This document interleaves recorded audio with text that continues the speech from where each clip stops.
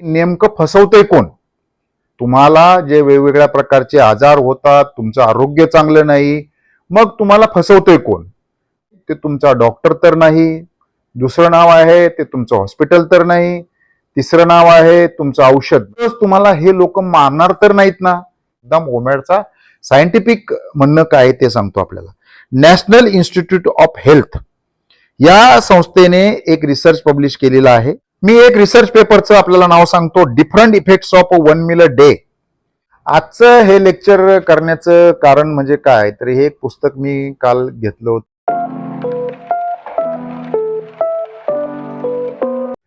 नमस्कार मित्रांनो, माझे आरोग्य प्रयोग या मालिकेमध्ये आपण वेगवेगळे व्हिडिओ घेऊन येत असतो. आजचा जो विषय आहे तो एक महत्वाचा विषय आहे. यामध्ये माझं म्हणणं जे आहे किंवा त्या विषयाची सुरुवात आहे की नेमकं फसवतंय कोण? तुम्हाला जे वेगवेगळ्या प्रकारचे आजार होतात, तुमचं आरोग्य चांगलं नाही, मग तुम्हाला फसवतोय कोण? तर यातलं पहिलं नाव आहे ते तुमचा डॉक्टर तर नाही, दुसरं नाव आहे ते तुमचं हॉस्पिटल तर नाही, तिसरं नाव आहे तुमचं औषध म्हणजे फार्मा कंपनी किंवा इन्शुरन्स. नेमकं फसवतोय कोण? आता मी सुरुवातीलाच सांगतो की या आजच्या व्हिडिओमध्ये मी एका वेगळ्या विषयावर बोलत असल्यामुळे सर्वांना माझी एक विनंती आहे की आजचं जे माझं या व्हिडिओमधलं जे मत आहे ते माझं वैयक्तिक मत आहे. आपल्याला जर याच्यावर भरवसा नसेल तर आपण आपल्या पद्धतीने आपल्या परीने त्याचं खात्री करून घ्यावी. मी काही सगळ्या सिस्टीमला नाव ठेवत नाही. मी जे लोक आपल्याला फसवतात, 10 डॉक्टरपैकी कदाचित आपल्याला 8 फसवतात की 2 फसवतात, ते तुम्ही तुमचं ठरवा. हीच परिस्थिती हॉस्पिटलची वगैरे आहे. पण माझं म्हणणं आहे, फसवतोय कोण आणि फसवावं किती? तर एक दिवस तुम्हाला हे लोक मारणार तर नाहीत ना? कारण जर तुमची अशीच परिस्थिती सुरू राहिली तर आज समाजात वाढणारं किडनी कॅन्सर सारखे जे आजार आहेत किंवा वाढणाऱ्या हार्ट अटॅकची संख्या आहे, हे जे तुमचं आरोग्याशी जे खेळ होतोय, या आरोग्याच्या विषयी मी आपणाशी आज बोलणार आहे. म्हणून मी आपल्याशी थोडं सविस्तर बोलतो. आपण कृपया लक्ष ठेवून ऐकावं. मित्रांनो, आपण ओमॅड करतो 1 मील अ डे. दिवसातून एकदाच जेवतो. याच्या मागं मी आपल्याला सांगितलं आहे की आपण जे एक्सेस खात असतो, विशेषतः कार्बोहायड्रेट, त्याचं प्रमाण कमी होतं आणि त्याचं प्रमाण कमी झाल्यानंतर आपापल्या परीनं आपल्याला वेगवेगळ्या आजारांवर नियंत्रण ठेवता येतं. परंतु जर तुम्ही बाहेर जर कुणाला म्हटला की ओमॅड, तर तुम्हाला लगेच सांगतील ओमॅड करू नका, ओमॅडची गरज नाहीये. मग कोणतरी उठतो, मग माझं एवढं वजन कमी झालं, कोणतरी म्हणतो माझं तेवढं वजन कमी झालं. मग एखादा डॉक्टर तुमचं मोठं लेक्चर कुठेतरी देत असतो. परंतु जो डॉक्टर लेक्चर देत असतो, जो डायटिशियन लेक्चर देत असतो, जो तुम्हाला ट्रीटमेंट करत असतो, जो तुम्हाला सल्ला देत असतो, त्याची ढेरी कधी आपण पाहिली का? मराठीमध्ये एक म्हण आहे, लोका सांगे ब्रह्मज्ञान आपण कोडे पाषाण. या ठिकाणी सर्वांविषयी आपण बोलत नाही, काही ठराविक घटकांविषयी बोलतोय. मग असं असताना त्या डॉक्टरची आपण ट्रीटमेंट घ्यावी का, हा प्रश्न उभा राहतो. परंतु हीच लोक तुमच्या ओमॅडला नाव ठेवायला तयार असतात. मग ठीक आहे, तुम्ही ओमॅडला नाव ठेवा, माझी काही हरकत नाही. मग ओमॅडला नाव ठेवताना तुम्ही इतर पद्धतीने संबंधित माणसाचे आजार बरा करता का? उदाहरणार्थ, जर सकाळी एखादा चालायला जाऊन त्याचा डायबिटीस कंट्रोल ठेवतोय का? ठेवल्यानंतर ज्या डायबिटीसच्या गोळ्या तुम्ही घेता, ज्या ब्लड प्रेशरच्या गोळ्या तुम्ही घेता, ज्या वेगवेगळ्या प्रकारच्या आजाराच्या गोळ्या घेता, त्याचे जे साईड इफेक्ट आहेत त्याचे साईड इफेक्ट दूर होतात का? मग एवढं करून मग तुमची एक ठराविक लेवलला शुगर कंट्रोल का होत नाही? मग तुम्ही ब्लड प्रेशर, डायबिटीस, कोलेस्ट्रॉलच्या गोळ्या घेता आणि मग अचानक स्ट्रोक का येतो? या अनेक अगणित प्रश्नांची उत्तरं जी आहेत ती उत्तरं आपल्याला सर्व संबंधितांनी देणे आवश्यक आहे. मी काय ओमॅडला 100% आचार ओमॅडला मी काही 100% योग्य उपचार पद्धती म्हणत नाही, परंतु काही अंशी याच्यामध्ये आपण आरोग्य चांगलं ठेवतो. मी गेले 4 वर्ष ओमॅड करतो. त्याच्या अगोदर मी 7 वर्ष इंटरमिडिएट फास्टिंग करायचा. मला 2005 सालचा डायबिटीस डिटेक्ट आहे. काल दुपारी मी 1500 कॅलरीचं जेवण घेतल्यानंतर माझी शुगर जी आहे ती 131 होती. ती पण ग्लुकोमीटर होती. ग्लुकोमीटर थोडंसं जास्त दाखवतं, आपल्याला माहित आहे. म्हणून मला सांगायचंय काय की या गोष्टी आपण कधीतरी डोळे उघडे ठेवून ऐकल्या पाहिजे. या माहितीचं आपण योग्य अवलोकन केलं पाहिजे. या माहितीचं आपण समाजातल्या एक्सपर्ट्स जे आहेत त्या एक्सपर्ट बरोबर चर्चा केली पाहिजे. एक्सपर्ट बरोबर चर्चा करून आपल्याला स्वतःला किती फरक पडतोय, आपलं शरीर आपल्याशी बोलतंय का, आपल्या ब्लड टेस्ट ज्या आहेत त्या मेडिकल शास्त्राने दिलेल्या त्या बरोबर येत आहेत का, हे पाहिलं पाहिजे. केवळ आंधळेपणाने गोळ्या औषधं घेऊन आपल्या शरीराची नासाडी करू नये असं माझं म्हणणं आहे. या गोळ्या, या औषधं यांचा अतिरेक एक दिवस आपल्याला मारणार तर नाही, याविषयी सुद्धा आपण चर्चा करणं आवश्यक आहे. म्हणून मी आपलं आजचं लेक्चर आपल्याला देत आहे.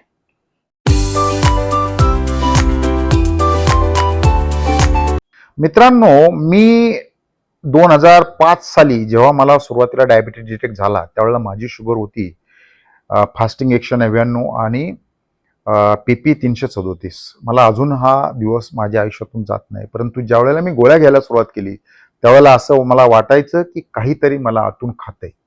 आणि मग डिप्रेशननी मी इतका बेचैन झालो की मग हळूहळू मी पुस्तक वाचायला लागलो. मला वाटतं डॉक्टर रे स्ट्रँड किंवा रेमंड स्ट्रँड असं काहीतरी एक पुस्तक आहे आणि त्या पुस्तकाचं जे नाव आहे ते is your doctor killing you. त्यांचा जे मुख्य मुद्दा होता तो न्यूट्रिशनचा होता. मग हळूहळू माझी प्रगती होत गेली. इंटरमिडिएट फास्टिंग नंतर मी ओमॅड करायला लागलो. आज मी ओमॅड विषयी गेले अनेक दिवस बोलतो. अनेक लोकांना फरक पडतो. दररोज मला 4-2 लोक त्याचा कोणता कोणता आजार कंट्रोल झाला, कुणाची शुगर कंट्रोल झाली, कुणाचं वजन कमी झालं की जे कुठल्याच सिस्टीमनी होत नाही, तर त्याबाबत मला मेसेज पाठवतात. मी त्यांना उत्तर देतो. मी एवढंच सांगतो, बाबांनो मी काय तुम्हाला पाहत नाही, त्यामुळे तुम्ही तुमच्या डॉक्टरांशी रिलेट करा. ज्यावेळेला एखाद्या डॉक्टरला हे तुमचं फास्टिंग समजणार नाही त्यावेळेला सेकंड ओपिनियन घ्या. उपवासातल्या तज्ज्ञ डॉक्टरशी संबंध घ्या. मी याच्याविषयी आज जास्त बोलत नाही. माझा प्रश्न वेगळा आहे. माझं म्हणणं आहे की मी ओमॅड तुम्हाला करतो. मग माझे जे डॉक्टर जे ओमॅडच्या विषयी सल्ला देतात, डॉक्टर जॅसन फंग असेल, डॉक्टर स्टेनेकबर्ग असेल, हे वेगवेगळ्या प्रकारचे डॉक्टर असतील, तर त्या डॉक्टरांच्या विषयी ते डॉक्टर जे फास्टिंग करायला सांगतात त्या डॉक्टरांना किंवा 2016 साली जपानचे शास्त्रज्ञ ओशुमे हिरोशोमी यांना जे 2016चं नोबेल पारितोषिक ऑटोफॅजीवर मिळालं, त्यांचं काय मत असेल त्याविषयी ओमॅडवर बोलायला मी सुरुवात करतो. आज मी सुरुवातीला पहिल्यांदाच सांगतो की ओमॅड हेल्दी आहे काय, याच्यावर आपण बोलणार आहोत. मग मी एक आज सकाळी गुगलच्या एआयला एक प्रश्न विचारला की सायंटिफिक रिसर्च काय ओमॅडचा. तर मग मला त्याच्याविषयी अतिशय इंटरेस्टिंग माहिती भेटली की मी जे डॉक्टर्स आहेत, जे डॉक्टर सल्ला देतात, जे डॉक्टरांची मी पुस्तकं वाचतो, जे इंटरनॅशनल रिनोड डॉक्टर आहेत, अशी मी जवळपास 100 पेक्षा जास्त पुस्तकं वाचली. मग ज्या जागतिक स्तरावर काही संस्था ज्या सर्वे करतात त्यांचं म्हणणं काय, मग मी आपल्याला स्टेप बाय स्टेप सांगतो की फ्रंटियर्स इन फिजिओलॉजी असा एक randomised crossover study published in journal Frontiers in philosophy, त्यांचं काय म्हणणं आहे, तर त्यांचं असं म्हणणं आहे की enhance metabolic flexibility and fat burning हे ओमॅडमुळे होतं. आपण जर टाकलं, याचा मी स्क्रीनशॉट पण टाकतो. They found that limiting intake to one evening meal significantly increase fat oxidation during exercise. This means that body adapts to burning fat for fuel more efficiency instead of relying constantly on easily accessible food glucose. म्हणजे तुम्हाला ज्या वेळेला continuous glucose मिळतं त्यावेळेला तुम्हाला एकदाच जेवलं तर फायदा चांगला होतो. त्याच जनरलमध्ये त्यांनी असं म्हटलेलं आहे की इंटरमिडिएट मेटाबॉलिक स्विचिंग, म्हणजे जर तुम्ही मेटाबॉलिक स्विचिंग म्हणजे काय, research notes that 22 to 23 hour fasting window triggers a metabolic shift where the liver depletes its glycogen causing cells to use fatty acids and ketones as a primary energy substrate. हे तुम्ही इंटरनेटवर जाऊन कधीही बघू शकता. हा जो रिसर्च आहे, हा रिसर्च फ्रंटियर्स इन फिजिओलॉजी मध्ये ऑलरेडी पब्लिश आहे. त्यामुळं ओमॅडला सायंटिफिक आधार नाही असं नाही, ओमॅडला सुद्धा सायंटिफिक आधार आहे. ओमॅड विषयीचा दुसरा रिसर्च जो मला आज याने दाखवला, ऍक्च्युली हे ज्यावेळेला मी पुस्तकं वाचत असतो त्या पुस्तकामध्ये हे सगळे रेफरन्स लिहिलेले असतात, परंतु प्रत्येक वेळेला आपल्याला हे सगळे पुस्तक लेक्चर देताना सांगता येत नाही रेफरन्सेस, म्हणून मी आता थोडं मुद्दाम ओमॅडचा सायंटिफिक म्हणणं काय ते सांगतो आपल्याला. नॅशनल इन्स्टिट्यूट ऑफ हेल्थ या संस्थेने एक रिसर्च पब्लिश केलेला आहे. त्यांचं असं म्हणणं आहे, according to the control trial published by the National Institute of Health, कंसात त्यांनी म्हटले PMC, adults who reduced their meal frequency to 1 meal per day experienced significant improvements in the body composition, specifically showing a notable reduction in total fat mass. हा सुद्धा एक research आहे. परत त्यांनी retention of physical performance, म्हणजे मी जे इंस्टाग्रामवर video टाकतो की ज्या वेळेला मी वजन उचलतो त्यावेळेला लोकांना असं वाटतं की मी का उचलतो, लोकांना वाटतं हे अशक्य आहे, अशक्य नाहीये. हे सुद्धा मी सगळं ओमॅडचे पुस्तकं वाचूनच शिकलेलो आहे.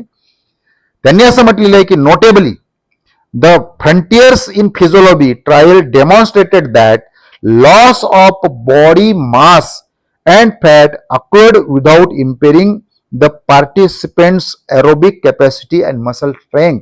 म्हणजे ही जी मसल स्ट्रेंथ आहे ही मसल स्ट्रेंथ ओमॅडनी कमी होत नाही असा हा रिसर्च आहे, म्हणून याच्यावर आपण बोलत आहे. पुढचा जो एक रिसर्च आहे तो पुढचा रिसर्च काय आहे की हार्वर्डला आपण फार मोठ्या प्रमाणावर मानतो. Harvard teaching school of public health यांचा एक रिसर्च आहे. यांचं असं म्हणणं आहे की दुसरा एक रिसर्च आहे, improved insulin sensitivity and blood sugar regulation, म्हणजे परत आपण डायबिटीस का आलो. यांचा रिसर्च असा आहे की lower daily glucose exposure research shows that consuming a single evening meal lowers plasma glucose concentrations during second half of the day. मग याला सुद्धा यांनी नॅशनल इन्स्टिट्यूटचा एक रिसर्च दिलेला आहे, हार्वर्डचा दिलेला आहे. हार्वर्ड असं म्हणतं, by keeping insulin low for majority of the day the body has prolonged period to reset insulin sensitivity, म्हणजे इन्सुलिन सेन्सिटिव्हिटी वाढते. Landmark fasting studies cited in the Harvard indicate this window give the pancreas rest. याच्यामुळे पॅन्क्रियाजला rest भेटते, पॅन्क्रियाजला जास्त काम करावं लागत नाही. Can dramatically improve overall blood sugar control, आणि ब्लड शुगर कंट्रोलचं वाढतं. मग मुद्दा काय आहे की आता मला सगळ्याच लेक्चरचं सगळ्याच रिसर्चरचं तुम्हाला सांगता येणार नाही. यांचं असं म्हणणं आहे की cellular repair and brain function, यांचं असं म्हणणं आहे की activation of autophagy, prolonged daily fasting windows past 80+ hours, म्हणजे मी तुम्हाला नेहमी सांगतो, stimulates autophagy. A crucial cellular house cleaning process. Clinical reviews highlight that autophagy allows cell to degrade and recycle damaged proteins and components which help against the age-related degradation. म्हणजे तुमचं वय हे जे आहे हे कमी होतं. आणि कॉन्जिटिव्ह क्लॅरिटी, म्हणजे तुमचा ब्रेन जो आहे तो ब्रेन केटॉनवर चालतो, केटॉन फ्युएलवर चालतो, त्यामुळे तुम्हाला अतिशय चांगल्या प्रकारचं संशोधन भेटतं. मग मी काय केलं की यांनी जे पेपर या ठिकाणी रेफर केलेले आहेत हे काही पेपर सुद्धा वाचले, त्याच्याविषयी सुद्धा आपल्याला पुढे सांगतो, ते सुद्धा आपण ऐका. मी एक रिसर्च पेपरचं आपल्याला नाव सांगतो, different effects of 1 meal a day in the evening on metabolic health and physical performance in lean individuals. याच्यामध्ये मला वाटतं एक 10-12 डॉक्टरांनी एक रिसर्च पेपर पब्लिश केलेला आहे 11 जानेवारी 2022ला, आणि या रिसर्च पेपरमध्ये त्याचा मी तुम्हाला स्क्रीनशॉट टाकतो. त्यांनी असं टाकलेलं कन्क्लुजन आहे की a single 1 meal per day in the evening lowers body weight and adapts metabolic flexibility during exercise via increase fat oxidation whereas physical performance was not affected. म्हणजे यांचा फिजिकल परफॉर्मन्स अफेक्ट झालेला नाही. दुसरं जे research आहे ते National Library of मेडिसिनने publish केलेलं आहे. त्याच्यामध्ये म्हटलेलं आहे की control trial of reduce meal frequency without chronic restrictions in healthy normal weight middle age adult. हा सुद्धा जो रिसर्च आहे हा सुद्धा एक 10-12 डॉक्टरांनी पब्लिश केलेला आहे, आणि हा पब्लिश केलेला आहे 2009 साली. याच्यामध्ये त्यांनी काय म्हटलं, systolic and diastolic blood pressure were significantly lowered by 6% during a period when subjects were consuming 3 meals per day when they were consuming 1 meal per day. Significant of time of treatment sequence or blood pressure was seen. No significant decreases in heart rate, body temperature were observed in between. काही लोक सांगतात की blood pressure तुमचा body temperature कमी होतं आणि याच्यामध्ये तुमचे याचे जे स्क्रीनशॉट आहेत हे स्क्रीनशॉट मी टाकतो. म्हणजे थोडक्यात ब्लड प्रेशर पण कमी होतो असंही ओमॅडचं म्हणणं आहे.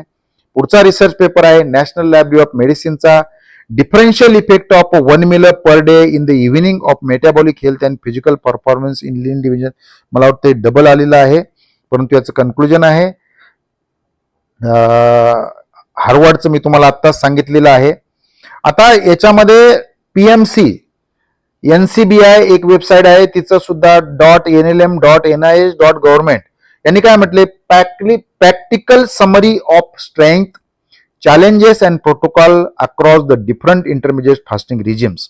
तर याच्यामध्ये मला तुम्हाला सांगायचंय काय की त्यांनी 1 meal डे केल्याने काय होतं. 1 meal डे सिलेक्टेड केल्या त्यांनी काय सांगितलं, अ लार्ज कॅलरी रिडक्शन होतं, no calorie counting required, stronger metabolic effect, potential support to autophagy and mitochondrial function, simplifies meal planning, reduces time in spent eating and preparing meals. म्हणजे तुम्हाला जेवण करायला सुद्धा कमी वेळ लागतो.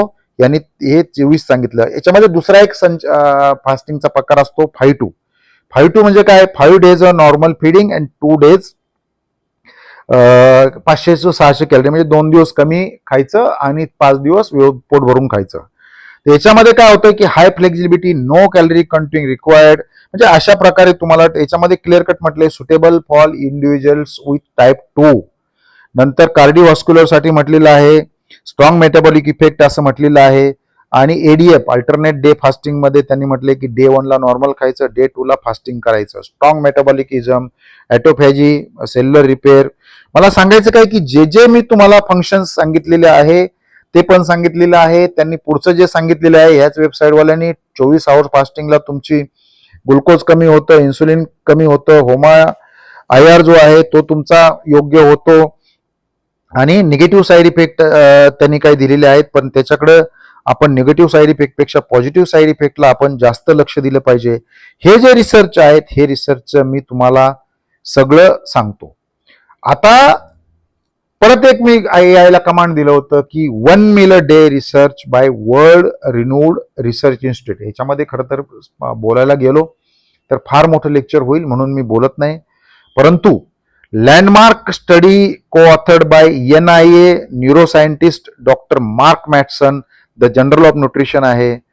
नंतर NIA supported animal study published on cell metabolism, led by the global circadian rhythm authority, doctor Sachindranath Panda and Salk institute. या सगळ्या लोकांनी जे रिसर्च केलेले आहे त्यांनी सांगितलेले आहे की ओमॅडमुळे तुम्हाला फार मोठा फायदा होतो. मेंटल लोड रिडक्शन आहे, लॉंग टर्म ॲडिशन्स आहे, युनिव्हर्सिटी ऑफ ग्रँडा, युनिव्हर्सिटी ऑफ अलेलेड, अशा अनेक रिसर्च जे आहेत हे अनेक रिसर्चवर ओमॅडवर केलेले आहेत. परंतु दुर्दैवाची गोष्ट अशी आहे की ओमॅडच्या रिसर्चला कुणीही फार महत्त्व देत नाही. आपल्याला जे डॉक्टर सल्ला देतात त्यांच्यापर्यंत हे रिसर्च पोहोचत नाहीत. त्यामुळं तुम्हाला ज्या ठिकाणी हे रिसर्च आहेत हे रिसर्च हे पर्क्युलेट होण्यासाठी अजून बराच वेळ लागणार आहे, परंतु हळूहळू होईल. जसं अमेरिकन डायटरी असोसिएशनच्या गाईडलाईन मध्ये कार्बोहायड्रेट कमी खा, जे पूर्वी 300 ग्रॅम खायचे ते कार्बोहायड्रेट कमी खा, ह्या अलीकडे आल्या. दारूचे 2 पेग सेफ आहेत असं म्हटलं जायचं, परंतु ते सुद्धा आता कमीत कमी 10 रुपये अशा डायरेक्शन आल्या. प्रोटीन पर किलोला 1.2 to 1.6 ग्रॅम घ्या, अशा सुद्धा डायरेक्शन आल्या. काही गोष्टी पॉझिटिव्ह ठरतात, नाही असं नाही. परंतु ही जी $1 ट्रिलियन इंडस्ट्री आहे, या $1 ट्रिलियन इंडस्ट्रीमध्ये ज्या हजारो लोकांना पैसे कमवायचे आहेत, ह्या हजारो लोकांचा रिसर्च तुमच्यापर्यंत किती दिवसांनी येईल आणि तोपर्यंत तुम्ही जिवंत राहणार आहेत की नाही, किंवा तुम्हाला तोपर्यंत मारण्यासाठी हे जे सिस्टमॅटिक प्रयत्न केले जातात असं म्हटलं तर वावगं ठरू नये. मी याचा सपोर्ट करत नाही, हे तुमच्यावर मी सोडतो. तर या बाबतीत सुद्धा विचार करण्याची वेळ आलेली आहे. म्हणून आपण म्हणतो की ओमॅडला लाईफस्टाईल करा. आज माझे हजारो लोक जे ओमॅड करतात, ज्यांचे अनेक आजार जे केवळ आहारावर बरे झालेले आहेत, तरीही काही लोक न्यूट्रिशनकडे दुर्लक्ष करतात. काही लोक ओमॅड करताना एक्सेसिव्ह कार्बोहायड्रेट खातात. यांनी सुद्धा डोळे उघडण्याची गरज आहे. तुम्हाला जे व्यसनी केलं जातंय, तुमच्या डोपामाइनचा जो दुरुपयोग करून घेतला जातोय, तुम्हाला दारूप्रमाणे जसं कार्बोहायड्रेटवर तुम्हाला खाण्यासाठी प्रोत्साहित केलं जातंय, जे वेगवेगळे प्रोसेस पदार्थ तुम्हाला खायला घातले जातात, यावर सुद्धा आपल्याला सल्ला देणारे खरोखरच आपल्या बाबतीत आपल्या आरोग्याचा विचार करतायत का, याची सुद्धा वेळ आलेली आहे. हे आपण लक्षात ठेवा. आजचं हे लेक्चर करण्याचं कारण म्हणजे काय, तर हे एक पुस्तक मी काल घेतलं होतं आणि वाचत होतो. या पुस्तकाचं जे नाव आहे ते सुपरगट.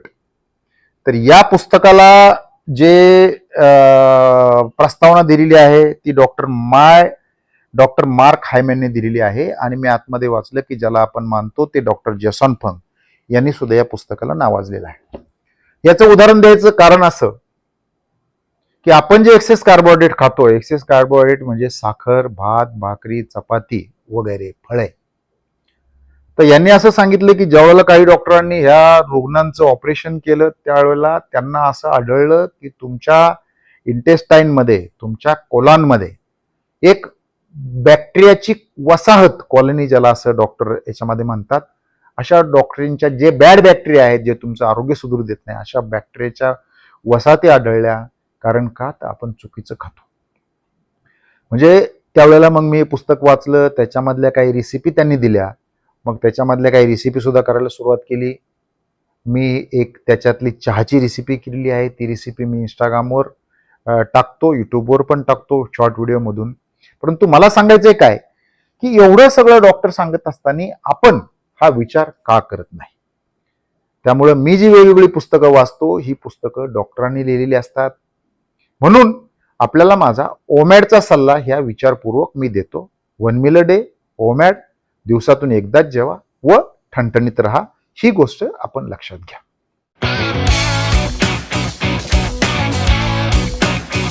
आता मी परत एकदा सांगतो की तुम्हाला सहजासहजी कोण ओमॅड करू देणार नाही. कारण काय, तर ओमॅड केल्याने तुमचे अनेक आजार नियंत्रित होणार आहेत. म्हणून तुम्हाला ओमॅडमध्ये मिसगाईड करणारे पदोपदी भेटतील. त्यावेळेला आपण आपली चौकस बुद्धी, आपण आपले रिसर्च, आपण आपला भरोसा असलेला डॉक्टर, आपण उपवासातील तज्ज्ञ डॉक्टर याचा सल्ला घेऊन ओमॅड हे सिस्टमॅटिक तुम्हाला तुमच्या आहारामध्ये समावेश करावा लागेल, जे मी मोठ्या कष्टाने केलेलं आहे. कारण जर ओमॅड केलं तर तुमचे 40-45 आजार बरे होतात आणि मग तुमच्या आहाराचा मोठा खर्च, तुमच्या आरोग्याचा मोठा खर्च कमी होतो. परंतु हे करताना आपल्याला किचनमध्ये सुद्धा थोडा वेळ द्यावा लागेल. केवळ आपली पत्नी आपल्याला सल्ला देणारा कुक असेल, कोण असेल, याच्यावर भरोसा ठेवता येणार नाही. तर तुम्हाला याबाबत थोडं कष्ट घ्यावं लागेल, सिस्टमॅटिक घ्यावं लागेल. आपल्याला आपल्या आरोग्याशी दररोज बोलावं लागेल, आपल्या शरीराशी बोलावं लागेल, आपल्या मेंदूशी बोलावं लागेल. त्यामुळं तरच तुम्हाला ओमॅड करता येईल. केवळ कुणाचं तरी ऐकून, अगदी माझं सुद्धा ऐकून तुम्हाला ओमॅड करता येईलच असं नाही. त्याचं कारण समजून घ्या. खरं तर तुमच्या आरोग्य खराब होण्याची पहिली स्टेज जी मी नेहमी सांगतो, ती म्हणजे तुम्हाला आलेली ढेरी, तुम्हाला सुटलेलं पोट, तुमच्या शरीरावर वेगवेगळ्या ठिकाणी असलेलं अतिरिक्त फॅट. मग ज्यावेळेला तुम्हाला ढेरी येते, त्या दिवशी तुमच्या शरीराच्या वेगवेगळ्या अवयवाभोवती, वेगवेगळ्या ऑर्गॅन भोवती फॅट साचायला सुरुवात होते. आणि मग फॅट साचायला सुरुवात झाल्यानंतर तुमच्या त्या अवयवाची क्षमता जी आहे ती क्षमता कमी होते. असं जरी असलं तरी तुम्हाला हे कोणीही सांगत नाही. कारण काय, मध्यंतरीच्या काळात माझे एक मित्र भेटले आणि मला ते म्हटले की माझे रिपोर्ट बघा. आणि ते मोठ्या खुशीमध्ये मला सांगत होते की साहेब, माझी फास्टिंग योग्य आहे, माझी पीपी योग्य आहे, माझं HbA1 योग्य आहे, माझा कोलेस्ट्रॉलचा रिपोर्ट किती चांगला आहे हे पहा. मी त्यांना विचारलं तुमचं इन्सुलिनचा रिपोर्ट आहे का, तर ते म्हणले मी इन्सुलिनचा रिपोर्ट केलेला नाही, मला माझ्या डॉक्टरने सांगितलेलं नाही. मित्रांनो, ज्या वेळेला तुमची ढेरी येते त्यावेळेला जवळपास 7-8 वर्ष, 5-10 वर्ष, अगदी काही लोकांचे 15 वर्ष तुमची फास्टिंग शुगर, तुमची पीपी म्हणजे जेवणानंतरची शुगर, तुमचं HbA1c हे नॉर्मल असतं. तुमचं कोलेस्ट्रॉलचा रिपोर्ट हा बऱ्यापैकी नॉर्मल असतं. काही लोकांचं कोलेस्ट्रॉल थोडं वाढतं, काही लोकांचं ट्रायग्लिसराईड थोडं वाढतं, परंतु हे रिपोर्ट जवळपास नॉर्मल असतात. परंतु तुमची ढेरी मात्र दिवसेंदिवस वाढत जाते. मग काही सबसिडरी आजार कुणाला होतात, कुणाचं युरिक ॲसिड वाढतं, कुणाला हायपर ॲसिडिटी होते, कुणाला कंटाळा येतो, कुणाला अतिरिक्त झोप येते, कुणाला रात्रीची झोप लागत नाही, कुणाला डिप्रेशन येतं, कुणाला टेन्शन येतं, कुणाला अँझायटी येतं, कुणाला किडनी स्टोन होतं. अशा प्रकारे वेगवेगळे 40-45 आजार हळूहळू वाढायला लागते. मग प्रत्येक डॉक्टर, आजकाल तुम्हाला माहिती आहे स्पेशलायझेशन नावाचा एक मोठा प्रकार आहे. मग प्रत्येक डॉक्टर आपापल्याला वेगवेगळ्या गोळ्या देत असतो आणि गोळ्या मग तुमच्या वाढायला सुरुवात होते. आपल्याला असं वाटतं की त्या गोळ्या चांगल्या आहेत, परंतु प्रत्येक गोळीचे साईड इफेक्ट आहेत. तुम्ही जर तुमच्या गोळीचे साईड इफेक्ट जर गुगलवर टाकलं तर मला नाही वाटत की सहजासहजी कोणाला अशी चांगली गोळी सापडेल की जिचे साईड इफेक्ट नाही. अगदी ॲसिडिटीच्या गोळीचे सुद्धा साईड इफेक्ट आहेत. अनेक लोकांना कॉन्स्टिपेशन होतं, अनेक लोकांचं पाईल, घरोघरी पाईलचे आजार झालेले आहेत, कारण फायबरच कोण तुम्हाला खाऊ देत नाही, सगळं प्रोसेस खाली जातं. आणि मग ह्या मूळव्याधासारख्या आजाराने तुमचं आयुष्य जे आहे, आयुष्य अगदी वेगवेगळ्या प्रकारे जातं आणि मग तुमची काम करण्याची क्षमता जी आहे, ही काम करण्याची क्षमता घटली जाते. मला सांगायचंय काय की मग तुम्हाला यावेळेला होमा-IR ही टेस्ट कोण करू देत नाही. होमा-IR ही जी टेस्ट आहे याच्याविषयी मी वेळोवेळी बोलत असतो. तुमचं वाढलेलं इन्सुलिन, हा इन्सुलिन नावाचं जे हार्मोन आहे ते वाढतं ज्या दिवशी तुम्हाला ढेरी यायला सुरुवात होती.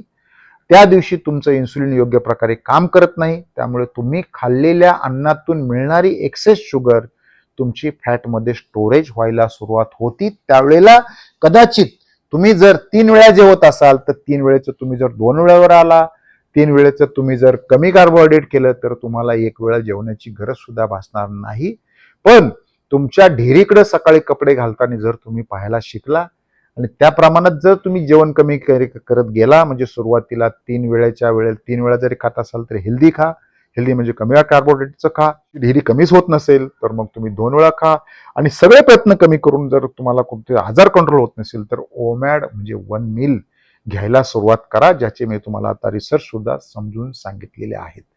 परंतु तुमच्या ढेरीच्या प्रमाणात तुमचं जेवण असलं पाहिजे, ढेरीच्या प्रमाणात तुमचं न्यूट्रिशन असलं पाहिजे. मी मागं आपल्याला सांगितलं की लोक फार मोठ्या अभिमानाने सांगतात की मी 3 वेळा खातो पण मला कुठलाच आजार नाही, परंतु नंतर आजारांची सिरीज लागते पाठीमागे.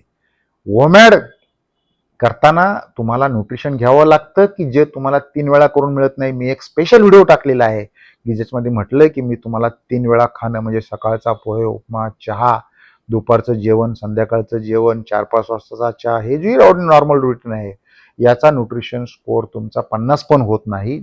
परंतु माझ्या ओमॅडचा स्कोअर हा नेहमी 80च्या वर असतो. आपण प्रयत्न करा, हे होईल. त्यामुळे ओमॅडला न्यूट्रिशन मिळत नाही म्हणून नाव ठेवणं आणि नाकाने कांदे सोलून आजारी राहणे योग्य नाही. ही सुद्धा गोष्ट आपण लक्षात घ्या. ज्या वेळेला आपलं वय 20 वर्षापेक्षा जास्त होईल, ज्या वेळेला आपल्या शरीराची वाढ जवळपास संपलेली असते आणि तरी आपण एवढे तरुण असताना जर आपल्याला ढेरी यायला लागली तर आपण इतर ब्लड टेस्ट वर फार भरोसा ठेवता येत नाही, कारण त्या ब्लड टेस्ट नॉर्मल असतात आणि त्या ब्लड टेस्ट नॉर्मल असल्यामुळे तुमचे आजार हळूहळू वाढत जातात. म्हणून तुम्हाला मी होमा-IR टेस्ट करण्याचा एक सल्ला नेहमी देत असतो. होमा-IR टेस्ट जर केली आणि आपल्या जेवणातील आपण जर डाएट हळूहळू आपण ओमॅडकडे जर घेत गेलो तर तुमची ढेरी वयाच्या 20व्या वर्षापासूनच कमी होते आणि जर तुम्ही ढेरी कमी करायला लागला तर अगदी वयाच्या 50व्या वर्षी सुद्धा तुम्हाला ओमॅड करण्याची गरज भासणार नाही, हे सुद्धा लक्षात ठेवा. परंतु मग ओमॅड करताना तुमचा कोणताही आजार जो आहे तो आजार तुम्हाला ओमॅडवर बऱ्यापैकी नियंत्रित आणता येतो. त्यामुळे होमा-IR, homeostatic assessment of insulin resistance, ही जी टेस्ट आहे ही आंतरराष्ट्रीय दर्जाची रक्त चाचणी आहे. ही आंतरराष्ट्रीय रक्त चाचणी ज्यावेळेला तुम्हाला ढेरी असेल त्या वर्षातून एकदा करून ती 1.5 पेक्षा कमी ठेवली पाहिजे. त्यावेळेला तुमचं जे ॲन्युअल चेकिंग असेल त्या ॲन्युअल चेकिंगमध्ये मग तुमच्या फास्टिंग, बीपी, कोलेस्ट्रॉल यासारख्या टेस्ट तुम्हाला करायला हरकत नाही. परंतु होमा-IRची टेस्ट जी आहे इन्सुलिन रेजिस्टन्सची जी टेस्ट आहे ही टेस्ट तुम्ही नेहमी करत राहा, ही गोष्ट आपण लक्षात ठेवा.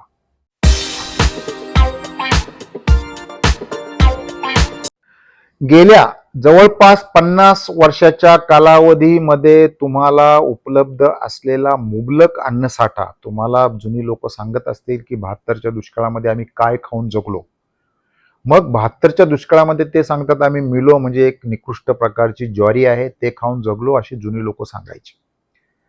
2 वेळेचं खायला मिळेलारी, 2 वेळेच्या खाण्यासाठी महाग असणारी अनेक लोक होती, त्यामुळे त्यांच्या शरीरामध्ये एक्सेस कार्बोहायड्रेट येण्याचा प्रश्नच उपस्थित होत नव्हता. त्यांना चांगलं जेवण भेटायचं. जुन्या काळी मिळणारं दूध दुभतं, त्याच्यापासून मिळणारं तूप, या प्रकारे चांगलं जेवण लोकांना मिळायचं. काळ बदलत गेला तसं तसं आपली झालेली हरित क्रांती, शेतीमध्ये झालेली हरित क्रांती, मुबलक अन्नसाठा तयार झाला. जुन्या काळी रेशनवर तुम्हाला मोठं घर असेल तर 5 किलो साखर मिळायची, मग आईने कधी त्या लहान मुलाला 1 चमच्यापेक्षा जास्त साखर दिली नाही. परंतु आज तुम्ही जर कोल्ड्रिंक प्यायला गेलात तर कोल्ड्रिंकमध्ये साधारणतः 200 ते 300 ml च्या कोल्ड्रिंकमध्ये, ठीक आहे याच्यामध्ये बदल असेल, 30 ग्रॅमपेक्षा जास्त साखर असते. तुम्ही कधीही त्याचं लेबल ऐका. मग ज्या शरीराला तुम्हाला 5 ग्रॅम साखर दिवसभरासाठी सफिशियंट होते, अशा शरीरामध्ये जर एका वेळेला 30-35 ग्रॅम साखर जर मिळाली तर त्या साखरेचा शरीरामध्ये पूर येतो आणि ती साखर तुमचं पॅन्क्रियाजनी सोडलेलं इन्सुलिन, जर तुम्ही कंटिन्युअस गोड खात असाल तर त्या खाल्लेल्या इन्सुलिनमुळे किंवा त्या पॅन्क्रियाजनी सोडलेल्या इन्सुलिनमुळे ही साखर शरीर पचवू शकत नाही. ज्या वेळेला तुमचं इन्सुलिन ही साखर पचवू शकत नाही, त्यावेळेला शरीर नॅचरली ही साखर फॅटमध्ये स्टोअर करतं. मग ज्या वेळेला ही साखर फॅटमध्ये स्टोअर करतं त्यावेळेला तुमची ढेरी वाढायला लागते. हे तुम्हाला कोणी सांगितलंय का? हे तुमच्या कधी डॉक्टरने तुम्हाला सांगितलंय का? जरी तुमचा डॉक्टर तुम्हाला सांगत नसेल तरी तुमची ढेरी मात्र अतिशय इमाने इतबाराने वाढते. निसर्गाचा नियम आहे, हा कोणी बदलू शकत नाही. मग तुम्ही म्हणाल की मी कोल्ड्रिंकवरच बोलतो. नाही, कोल्ड्रिंकवर मी बोलत नाही, फक्त साखर या विषयावर मी बोलतो. साखर म्हणजे कार्बोहायड्रेट. मग कार्बोहायड्रेट कशामध्ये असतं? 1 नंबरला तुमची साखर असते ती प्युअर शुगर, ज्याला व्हाईट शुगर म्हणतो आपण. दुसरी जी असते ती गूळ. साखरेचा तुमचा GI इंडेक्स लोक काढतात, 99 गुळाचा असतो, 95 मधचा असतो, 83. मग तुमचा पुढं काकवी असेल, त्याच्यानंतर येते तुमची भाकरी, चपाती, भात. हे तुमचं आता याचा जो GI इंडेक्स असतो लोक म्हणतात हे फार हेल्दी आहे, त्याचा जो इंडेक्स असतो तो साधारणतः 70, 60 ते 75 पर्यंत असतो. त्याच्यामध्ये डाळींचा पण हाच प्रकार आहे. प्रोटीनच्या नावाखाली तुम्हाला डाळी खायला घातल्या जातात.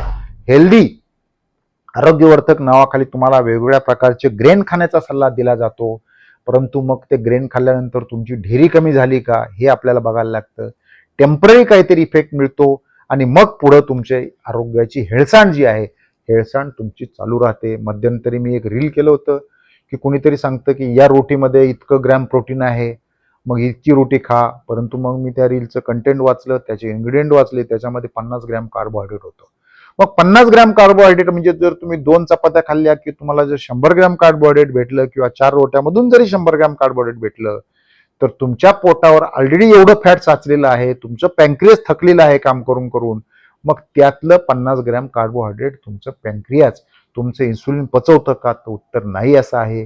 आणि मग तुमची ढेरी दिवसेंदिवस वाढत जाते, तुमची शुगर वाढत जाते, तुमचं कोलेस्ट्रॉल वाढत जातं आणि मग तुमच्या शरीरात वेगवेगळ्या प्रकारे ब्लॉकेज होतं, अनाहूतपणे हार्ट अटॅक येण्याची भीती वाटते. म्हणून तुम्ही एक गोष्ट लक्षात ठेवा की तुम्हाला कार्बोहायड्रेट खाण्यास भाग कोण पाडतं हे पहिलं समजून घ्या. मी कार्बोहायड्रेट खाण्यास का भाग पाडलं जातं हे पण मी आपल्याला सांगतो.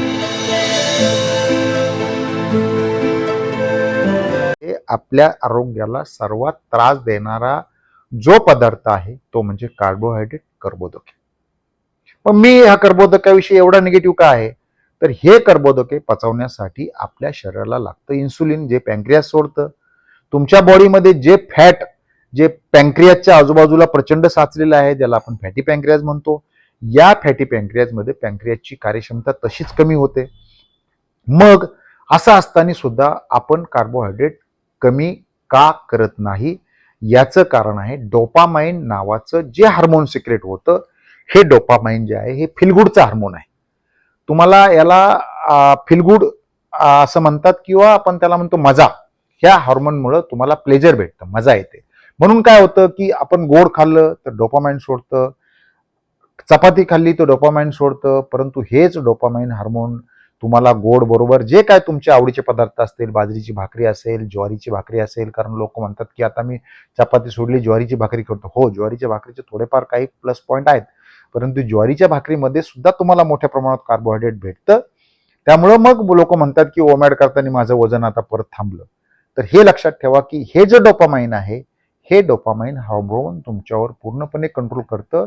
जे डोपामाइन हार्मोन तुमचं ज्या वेळेला तुम्ही ड्रगचं व्यसन करता, जे डोपामाइन हार्मोन तुम्ही दारू पिता, जे डोपामाइन हार्मोन तुम्ही गोड खाता, कोल्ड्रिंक पिता, असे जे तुम्ही चुकीचे पदार्थ खातात त्यावेळेला डोपामाइनच सोडलं जातं. ज्या वेळेला तुम्ही चांगला आहार केला त्यावेळेला सुद्धा डोपामाइन सोडलं जातं, परंतु त्यांनी तुम्हाला फ्रेश वाटतं. ते गुड डोपामाइन आहे.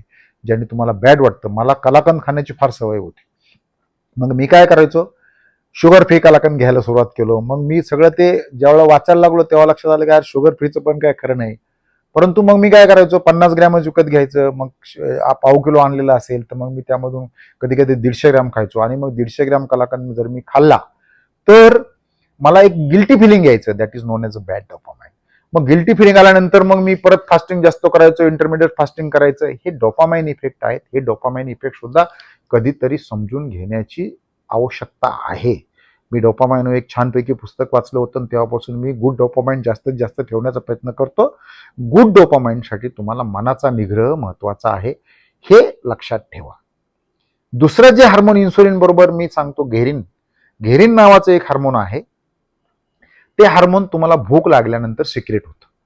मग या हार्मोनवर सुद्धा आपण कंट्रोल करायला शिकलं पाहिजे. ज्या वेळेला आपल्याला भूक लागते त्यावेळेला तुमचं शरीर तुम्हाला विचारतं, अरे बाबा तू काय खाणार आहे का, मी तुझ्या फॅटवर स्विच हो. त्यावेळेला त्या घेरीनला आपण फॅटवर स्विच होण्यासाठी सांगितलं पाहिजे. त्यावेळेला आपण घरातून चप्पल, शूज, बूट, कपडे घालून आंघोळ करून कुठेतरी फिरून आलं पाहिजे की ज्या ठिकाणी आपल्याला कुठलाही अन्नपदार्थ भेटणार नाही. आणि मग एकदा बॉडी तुमची फॅटवर स्विच झाली तर तुम्हाला चांगल्या प्रकारे तुम्हाला बॉडी फॅटवर जाते. मी तुम्हाला आता जे वेगवेगळे रिसर्च पेपर वाचून दाखवले आहेत त्याचे मुद्दाम त्याची कारण अशी सांगितलेलं आहे की तुम्हाला हे बॉडी स्टोअर केलेल्या फॅटवर स्विच झाली पाहिजे. ज्या वेळेला बॉडी 18, 20, 22, 23 तासानंतर फॅटवर स्विच होते त्यावेळेला तुमची ॲटोफॅजी जनरेट होते, ॲटोफॅजी सुरू होते. आणि ॲटोफॅजी सुरुवातीला तुमच्या डॅमेज सेल, डॅमेज मायट्रोकॉन्ड्रिया खाते. आणि डॅमेज मायट्रोकॉन्ड्रिया खाते मग शरीर तुमचं नैसर्गिकरित्या तुमचे आजार बरे करायला लागते. आणि मग तुम्हाला तयार झालेली शुगर असेल, एक्सेस शुगर असेल, हायपर टेन्शन असेल, ब्लड प्रेशर असेल, कोलेस्ट्रॉल असेल, याच्यावर तुमचे काम करायला लागते. ही गोष्ट लक्षात ठेवा. या गोष्टीप्रमाणे आपण डोपामाइन व घेरीन आणि इन्सुलिन या 3 हार्मोनवर जर आपण अतिशय चांगल्या प्रकारे कंट्रोल करायला शिकला, आपण वाचलं, आपण चौकस बुद्धीने वाचन केलं, आपण चौकस बुद्धीनं समजून घेतलं, आपण चौकस बुद्धीनं आपल्या शरीराशी जर बोलायला सुरुवात केला तर नक्कीच आपल्याला यश मिळेल. ही गोष्ट लक्षात ठेवा.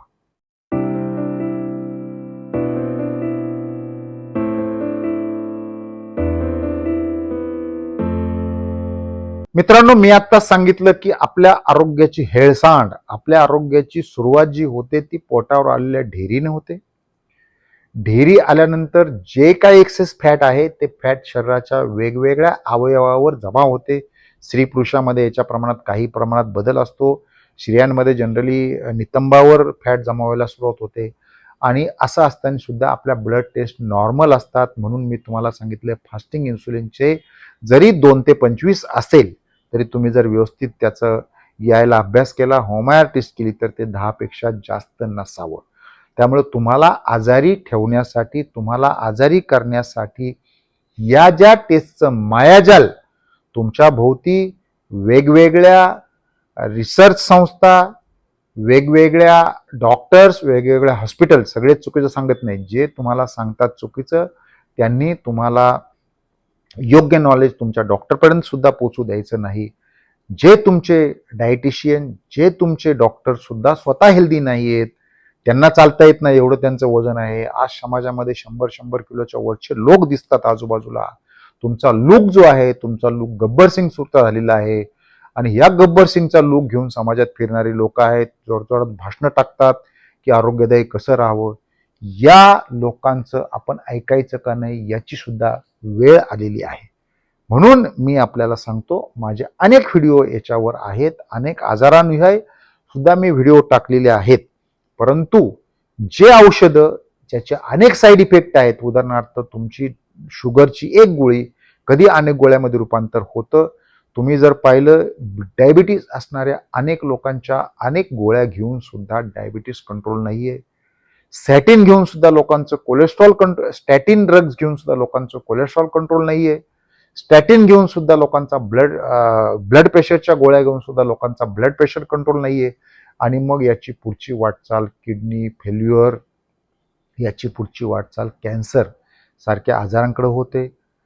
फार मोठ्या प्रमाणावर प्रोसेस फूडचं पेव आलेलं आहे. तुम्हाला डॉक्टर सांगेल की तुम्ही सॅलड खात जा, अरे पण त्या सॅलडमध्ये बरोबर येणारं कार्बोहायड्रेट तुम्हाला सांगतात की सफिशियंट हेल्दी जेवण घेत जा. मग तुम्हाला कोणतरी सांगते हे प्रोटीन घ्या, पण त्या प्रोटीनमध्ये येणारं किती कार्बोहायड्रेट आहे, ते तुमचं पॅन्क्रियाजमधून मिळणारं इन्सुलिन पचू शकतं काय, आणि तुम्हाला अतिशय गोंडसपणे चुकीचे सल्ले दिले जातात. आणि या चुकीच्या आहारामधून, या चुकीच्या प्रोसेस फूडमधून, या चुकीच्या तेलांमधून, तेलाचं तर अतिशय वाईट प्रकार आहे. मी तर लोकांना सांगतो की देशी पद्धतीने केलेलं तूप, देशी पद्धतीनं केलेलं लोणी म्हणजे बटर, घरच्या घरी काढलेलं नारळाचं तेल, यामध्ये जेवण करा. कुठल्यावर विश्वास ठेवू नका. दूध आणि दुधाचे पदार्थ सध्या घेऊ नका, कारण दुधामध्ये लॅक्टोज नावाची शुगर असते. ते पदार्थ घेऊ नका. मग त्याला ऑप्शन काय? त्याला भरपूर ऑप्शन्स आहेत. आपण डोळे उघडे ठेवून हे करायला शिका. चांगलं जेवण घ्या, तुमचे आजार कंट्रोल होतात. परंतु आपल्या आहारामध्ये protein, clean source of protein, साधारणतः 1 किलोला 1 ग्रॅम. तुमचं वजन 70 किलो असेल, 70 ग्रॅम घ्या. थोडंफार कमी घेऊ नका, जास्त घेतलं तर चालेल.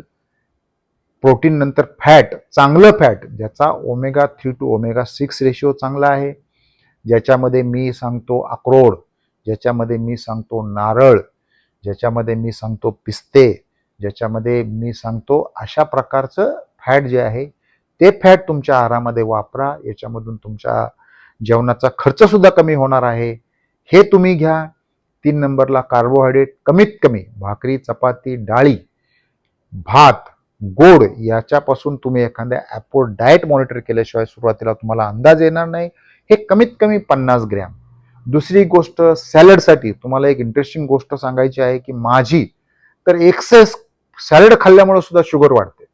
मग का? तर प्रत्येक भाजीपाल्यामध्ये कार्बोहायड्रेट असतो, प्रत्येक भाजीपाल्यामध्ये अतिशय निग्लिजिबल प्रमाणात फायबर असतो, आणि त्या फायबरच्या नादामध्ये मग आपण अनेक मोठं कार्बोहायड्रेट जास्त खातो, आणि मग त्यामध्ये तेवढं इन्सुलिन तुमच्याकडं पॉवरफुल राहिलेलं नसतं. मग हे मला लागू आहे की माझी सॅलडने शुगर वाढते, पण तुमचं वय जर 20, 25, 30, तुमचं जर शरीर चांगलं असेल, तुमचे अवयव चांगले काम करत असतील, तर सॅलड खाऊन तुमची शुगर वाढणार नाही. अनेक लोकांची भाकरी खाऊन पण वाढणार नाही, अनेक लोकांची चपाती खाऊन पण वाढणार नाही. पण याच्यामध्ये तुमची ढेरी पूर्ण फ्लॅट झाली पाहिजे. तेवढ्याच प्रमाणात तुम्ही भात, भाकरी, चपाती, कार्बोहायड्रेट घ्या. मी तुमचं काय कार्बोहायड्रेट एकदम बंद करायला सांगत नाही. त्यामुळे ही गोष्ट लक्षात ठेवा की तुमचं कार्बोहायड्रेट तुमच्या ढेरीच्या प्रमाणात करा. ढेरीच्या प्रमाणात जर तुम्ही खायला शिकले तर हळूहळू तुमचे ब्लड रिपोर्ट सुद्धा हळूहळू नॉर्मल येणार आहेत. हे स्वतः करून बघा. एखाद्या केसमध्ये येत नसेल तर डॉक्टरचा सल्ला घ्या, एक्सपर्टचा सल्ला घ्या. परंतु आपण याबाबत आपल्या आरोग्याशी आपण बोललं पाहिजे, आपल्या याच्याशी बोललं पाहिजे. चौथा सगळ्यात महत्त्वाचा घटक आहे तो फायबर. फायबर आपल्याला मिळतच नाही, आणि मग फायबर न मिळाल्यामुळे तुमच्या शरीरात जे एक्सेस फॅट आपण घेतो ते फॅट तुमच्या शरीरामध्ये कुठेतरी साचतं, आणि मग ते बाहेर निघत नाही. मग पाईल असेल, कॉन्स्टिपेशन असेल, असे आजार होतात. त्याच्यावर आपण कुठेतरी रिचक घेऊन करतो, परंतु तुमच्या आर्टरीजमध्ये जे फॅट साचलेलं असतं ते फॅट निघत नाही आणि मग ते न निघणारं फॅट आहे त्याच्यापुढे मग आपल्याला प्लॅंक जमा होतो आणि या प्लॅंकमुळे आपल्याला पुढे हार्ट अटॅकचा धोका येऊ शकतो. त्यामुळे फायबर महत्त्वाचं आहे. फायबरसाठी मी तुम्हाला मेथीफ्लेक्स, मेथीची टरफलं, जी मेथी आपले लाडू वर्षानुवर्षे आपण खातो, बाभळीचा डिंक जो हेल्दी मानला जातो, डिंकाचे लाडू, ओट फायबर पावडर, ज्या ओटला प्रत्येक 5 स्टार्टमध्ये दिला जातो, याच्या काही रेसिपी मी टाकलेली आहेत, ते बघा आपण. इसबगोल्ड सुद्धा हेल्दी फायबर आहे. मला त्याचा त्रास होतो म्हणून मी रिकमेंड करत नाही. तुम्हाला त्रास होत नसेल तर तो तुम्ही घेऊ शकता. बल्क तुमच्या टॉयलेटमधला वाढवायचा असेल तर गव्हाचा कोंडा, फक्त गव्हाचा कोंडा अतिशय चांगला फायबरचा सोर्स आहे, हे घ्या.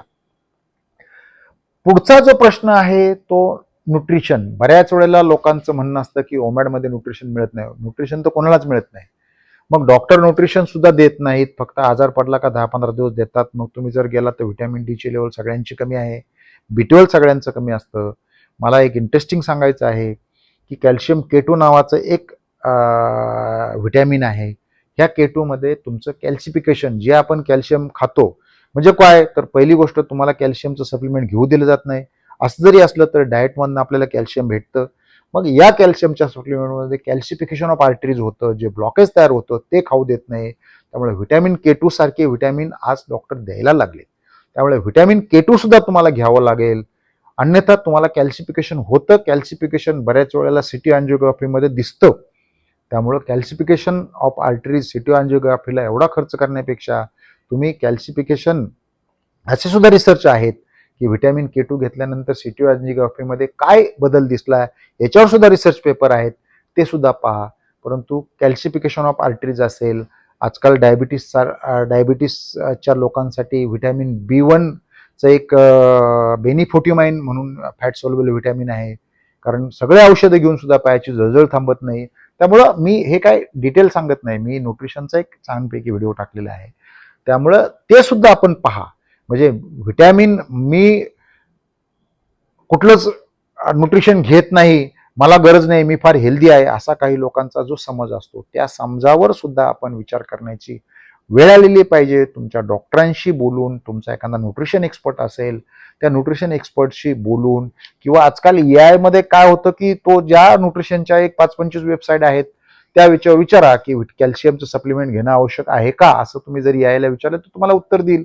आणि मग हे तुमच्या डॉक्टरांशी तुम्ही याची चर्चा करा आणि मग तुम्हाला तुमच्या याच्यामध्ये न्यूट्रिशन घेता येईल का ते आपण पहा. त्यामुळे न्यूट्रिशनचा सुद्धा अतिशय महत्त्वाचा संबंध आहे, ही गोष्ट लक्षात ठेवा. मित्रांनो, मला काय सांगायचं आहे की अजून एक शेवटचं ज्याच्यावर मी नेहमी बोलतो असं पाणी. लोक काय करतात की 1 मील केलं का पाण्याचं प्रमाण कमी होतं आणि मग स्टूल हार्ड होतं, कारण तुम्ही ऑलरेडी 40 ग्रॅम फायबर घेतलेला असतो. मग 40 ग्रॅम ज्या वेळेला फायबर आपण घेतो त्यावेळेला 40 ग्रॅम फायबरला, तो फायबरमधला जो सोल्युबल फायबर असेल त्याला पाण्याची गरज असते. म्हणून कोणत्याही परिस्थितीत 3 लिटरपेक्षा पाणी आपण घेणं आवश्यक आहे. कोणत्याही परिस्थितीत रात्री 7 वाजता, संध्याकाळी 7 वाजता हे 3 लिटर पाणी संपलं पाहिजे, असा मी कटाक्ष ठेवतो. त्यामुळे माझा स्टूल हार्डनिंग होत नाही, माझं पोट चांगलं साफ होतं. या गोष्टी सुद्धा आपण लक्षात ठेवा. त्यामुळे 6 घटक जे आहेत, या 6 घटकाचं मॉनिटर आपण जर केलं तर आपल्याला चांगला अतिशय फरक पडतो. मित्रांनो, हा व्हिडिओ करण्याचं माझं जे मुख्य कारण होतं ते म्हणजे ओमॅडला घेण्यास येणारे आक्षेप.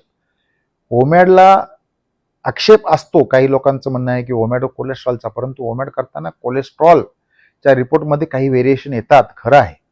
कारण ओमॅडमध्ये तुम्ही स्टोअर केलेलं फॅट वापरलं जातं, जे तुमच्या रेग्युलर डाएटमध्ये कधीच वापरलं जात नाही. त्यामुळं जे तुमचं स्टोअर फॅट आहे, साचवलेलं फॅट आहे, ते तुमच्या ब्लड स्ट्रीममध्ये येऊन ते खराब फॅट वापरलं जातं.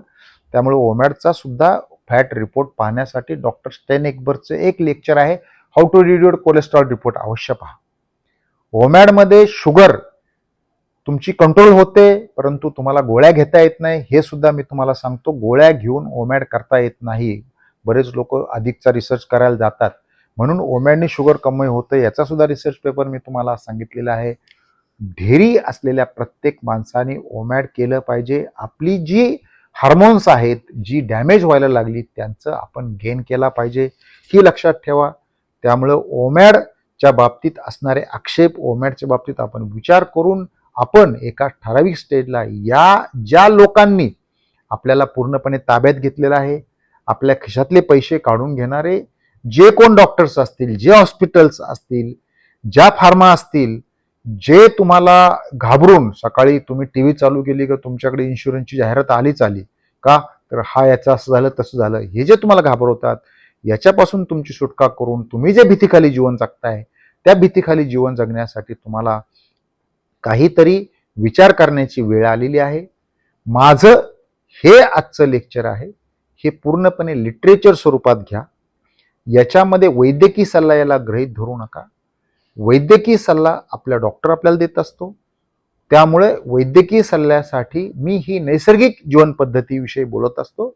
ओमॅड म्हणजे जुन्या काळात लोकांनी केलेला निरंकार पाण्यावरचा उपवास, ही पूर्णपणे जीवन पद्धती आहे, ही मेडिकल सल्ला नाही.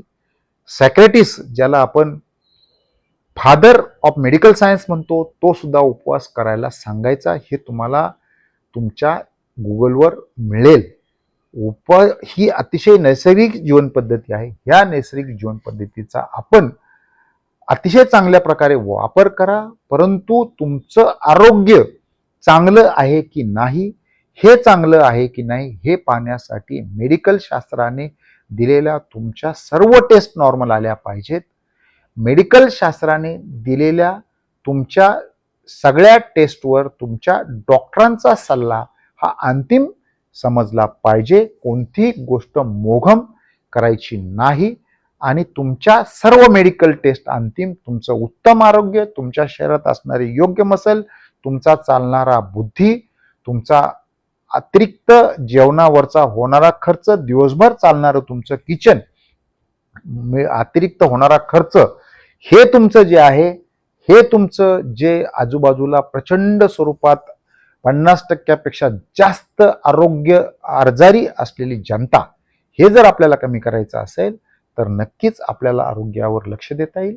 त्या आरोग्यदायी राहण्यासाठी एक पर्याय, सगळे पर्याय म्हणत नाही मी, एक पर्याय हा ओमॅड 1 meal a day नक्कीच असू शकतो असं मला वाटतं. आपणही याची खात्री करून घ्या, आपणही हेल्थ एक्सपर्टशी बोला. तुमच्या आरोग्यदायी जीवनास माझ्या खूप खूप शुभेच्छा. धन्यवाद. थँक्यू. All the best.